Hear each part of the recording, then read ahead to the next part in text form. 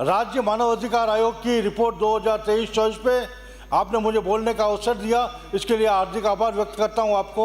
और मैं आज समस्त सदन का धन्यवाद ज्ञापित करता हूं। राज्य मानव अधिकार आयोग की रिपोर्ट से पहले जिस तरह से 1975 में इमरजेंसी में मानव अधिकारों को कुचला गया, उन स्वतंत्र लोकतंत्र सेनानियों के पक्ष में आज जो इस विधानसभा में लोकतंत्र सेनानियों के सम्मान का विधेयक पारित किया, इसके लिए मैं इस पूरी विधानसभा के सभी सदस्यों का धन्यवाद ज्ञापित करता हूं, आपका धन्यवाद ज्ञापित करता हूं और राज्य सरकार का धन्यवाद ज्ञापित करता हूं।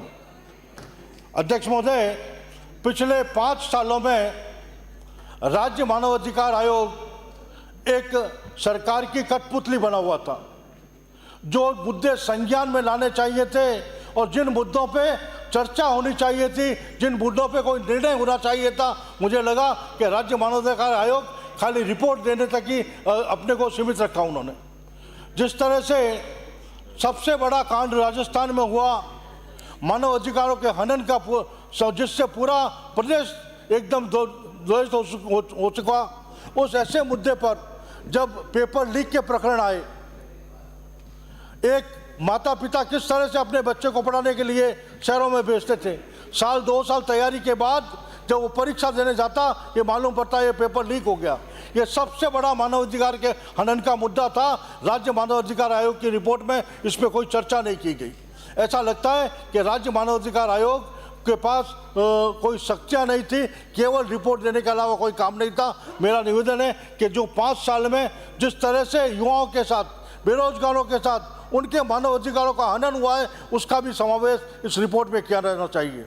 दूसरी बात, जिस तरह से तुष्टीकरण का नंगा नाच हुआ, मेरे पहले वक्ता ने भी बताया, जोधपुर में भी हुआ, पूरे राजस्थान में जिस तरह की घटनाएं हुई, उन घटनाओं का जिक्र भी इस मानव अधिकार आयोग की रिपोर्ट में नहीं है। मेरा निवेदन है कि इस रिपोर्ट को पूर्ण करने के लिए 5 साल में जिस तरह की घटनाएं पूरे प्रदेश में हुई, जिस तरह से जोधपुर में हम लोगों ने मानव अधिकारों के हनन का नंगा नाच देखा, वो सब तथ्यात्मक रिपोर्ट भी इसमें आना आवश्यक है। मेरा आपसे निवेदन है कि